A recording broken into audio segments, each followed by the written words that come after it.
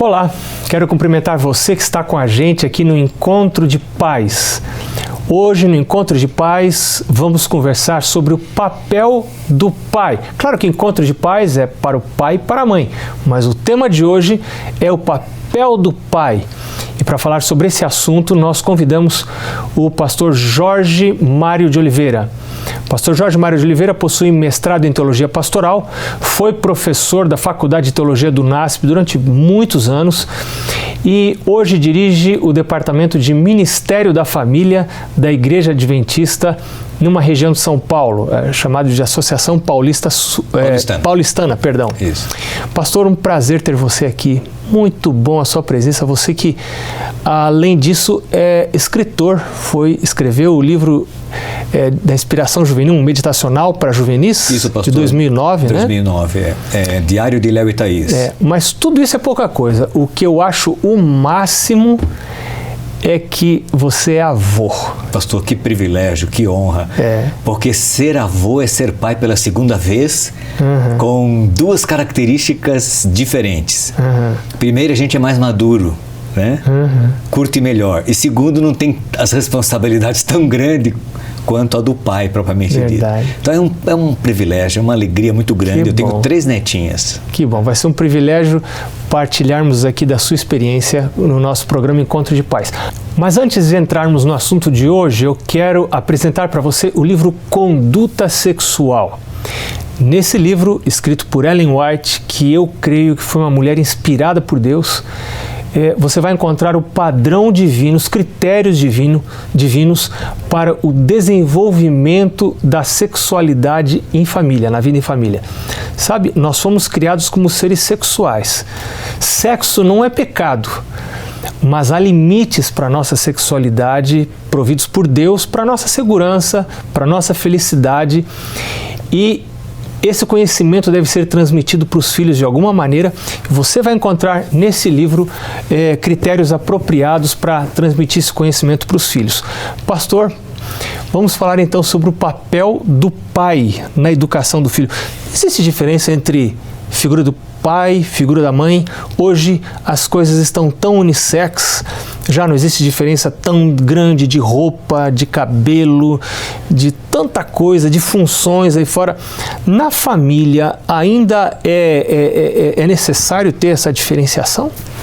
Pastor, embora haja pessoas que possam discordar de mim, eu acho que existe diferença entre a figura do pai e a figura da mãe no convívio familiar relacionado com seus filhos. Essas coisas foram criadas por Deus. Deus criou a família, Deus criou o homem, Deus criou a mulher, Deus deu ao homem responsabilidades diferentes das responsabilidades da mulher.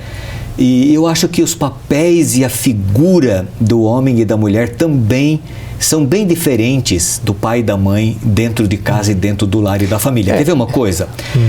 Deus, ele se revelou a nós como pai.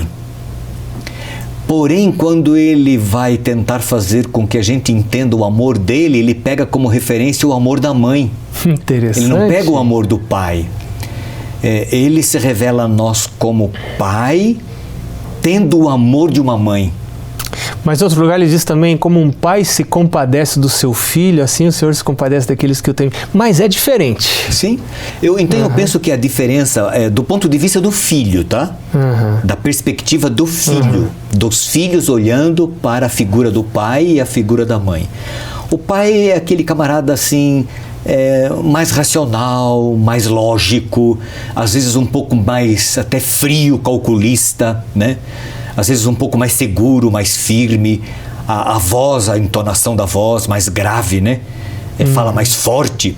A mãe, aquela ternura, aquela bondade, aquela simpatia, aquele carinho, certo? Aquela voz assim, aguda, dócil, meiga. Então, do ponto de vista da criança, dos filhos, eles inconscientemente entendem essa diferenciação da figura do pai e da figura da mãe. Interessante, eu ouvi alguém dizer uma vez que a mãe é aquela que puxa para dentro de casa. Não, meu filho, cuidado, é perigoso, vem para cá. E o pai é o que empurra para fora. E a criança parece que precisa desses dois elementos, né? O pai é que diz, vai para a vida, vai, arrisque. A mãe diz, não, fique na segurança de casa. Você concorda com isso? Pastor, nós estamos falando de maneira genérica, né? Genericamente é mais ou menos isso aí. E é isso que distingue a figura do pai e a figura da mãe. Deus fez assim, né? Você sabe que a ciência hoje da neurologia conhece a diferença entre o cérebro do homem e o cérebro da mulher, né? As decisões primárias no homem são tomadas pelo lado esquerdo do cérebro, que é o lado da matemática, da lógica, né? E na mulher é o lado direito, que é o lado das emoções, dos sentimentos, embora já se saiba que a mulher consegue pensar com os dois lados do cérebro ao mesmo tempo, por isso ela tem uma sensibilidade mais aguçada, que se chama de sexto sentido, que nós os homens não temos. Deus, o Criador, fez assim. E a Bíblia diz, macho e fêmea, homem e mulher, uniu, e nós, homem e mulher, nos complementamos no casamento. Pai e mãe, figura de um, figura de outro, complementa na educação e na formação dos filhos. Isso é muito importante que você falou, porque nós estamos falando do modelo criacionista. No modelo evolucionista, não exige essa diferenciação toda. Mas nós somos cristãos, cremos na Bíblia. A Bíblia é o fundamento da nossa fé. E a Bíblia diz que Deus os criou homem e mulher, macho e fêmea, papéis bem definidos. Agora, ligando a isso, vem a pergunta, pastor. Quem precisa mais do pai, o menino ou a menina? Pastor, os dois. De maneira igual, tanto o menino quanto a menina precisa da figura do referencial masculino. Quer dizer que pai não é só para ganhar dinheiro, trazer dinheiro para casa, sentar no sofá e assistir futebol na televisão. Pastor, é aquele que tem que colocar a mão na massa e se envolver ativamente no processo da educação e da formação moral e espiritual dos seus filhos. Quer dizer que não é tão fácil assim ser pai, complicado, né? Não, pastor, é um privilégio, isso é uma honra. É uma coisa maravilhosa. Eu acho que essa ausência da figura masculina da vida dos filhos, isso é uma desgraça para a sociedade, para a família, foi uma perda. Claro. O pai, nenhum homem deve abrir mão desse privilégio de se envolver no processo educacional de seus filhos. Pai beija filho? Deve beijar, pastor. É seu filho.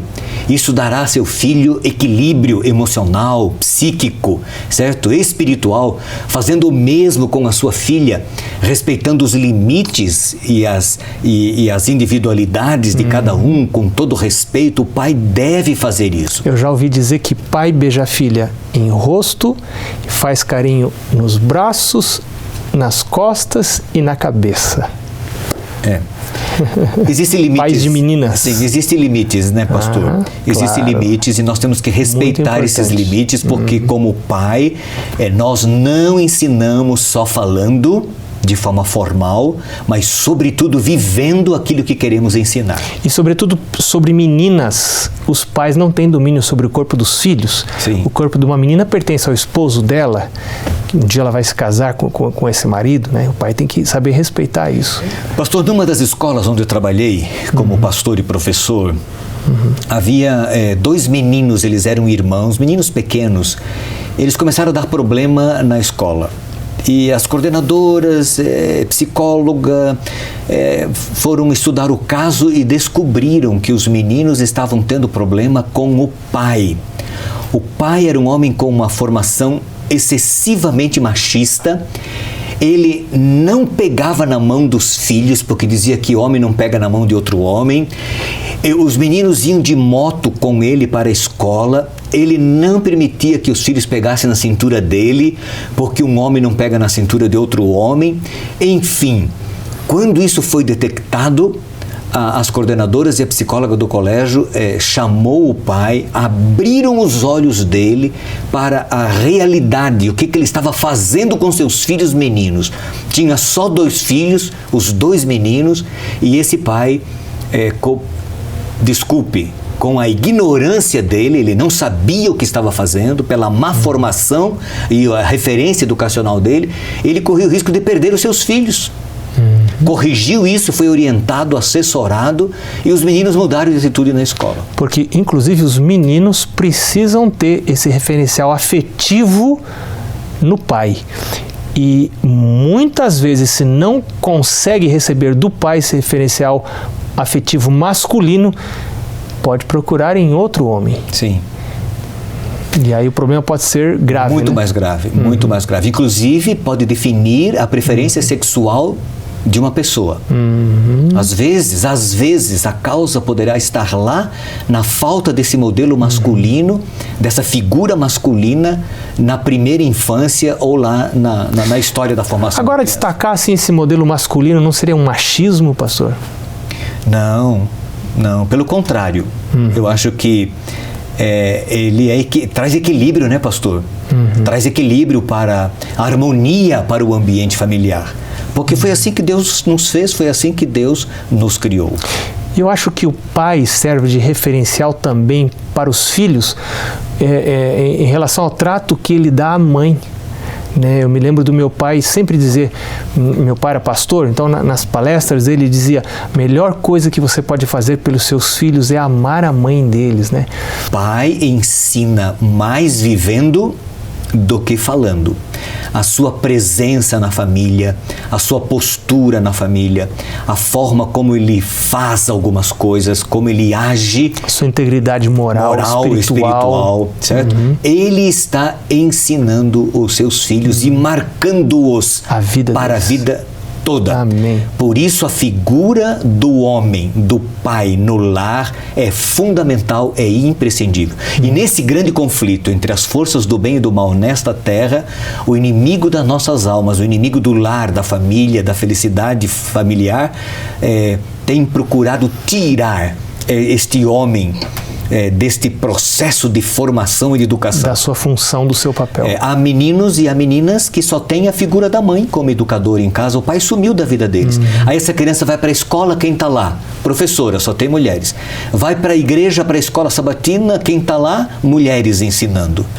Então falta homens na vida desses meninos. Se você vai para as tribos indígenas, você observa que os meninos, eles aprendem a ser homens vivendo e convivendo com outros homens. Há uma sociedade masculina, não machista, mas de convivência masculina entre eles, né?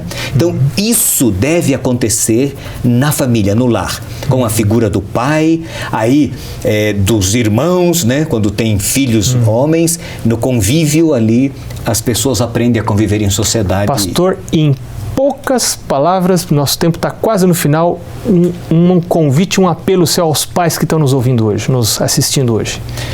Em primeiro lugar, é um privilégio e uma honra ser pai. Não abdique, não abra mão desse privilégio.